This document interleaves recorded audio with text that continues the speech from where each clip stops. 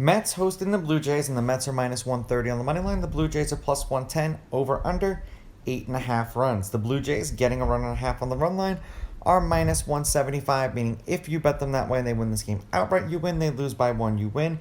And the Mets laying a run and a half on the run line are plus 145, meaning if you bet them that way, they'd have to win by two.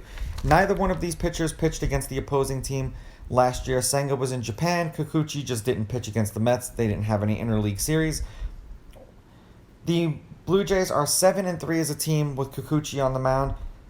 He's averaging 5 innings pitched and 5 strikeouts per game in those games. He's come back to earth a little bit in these last handful of outings that he's had. The Mets are 6-3 with Senga on the mound. He's averaging 4 2/3 innings pitched and 6.2 strikeouts per game in those games.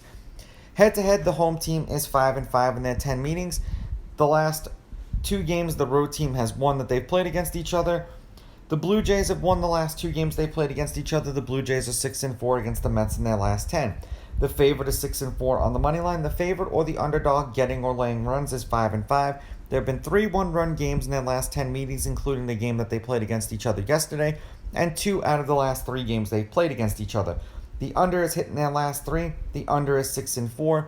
And the over 8.5 runs specifically is 6-4. Now, the wind is blowing in from dead center field towards second base at 13 miles an hour. So if the wind catches something in dead center field, chances are it's going to either pull it back or, lessen the load a little bit. In the last handful of games they played against each other, the Blue Jays won yesterday 2-1, and they won the game before that 3-0, and then the series before that was in 2021, so at least we have a little bit more relevant data.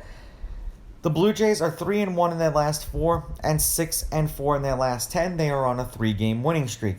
6 runs, 4 runs, 3 runs, 3 runs. There hasn't been a lot of offense in the games, but they've been winning. 2 runs and a loss, 3 runs and a win, 3 runs and a win, 2 runs and a win. The Mets have lost their last 2 games. They are 2-2 in their last 4 and 5-5 in their last 10. 5 runs, 6 runs, 3 runs, 3 runs. Back-to-back games where they scored 4 runs and 1, shutout and a loss, 1 run and a loss.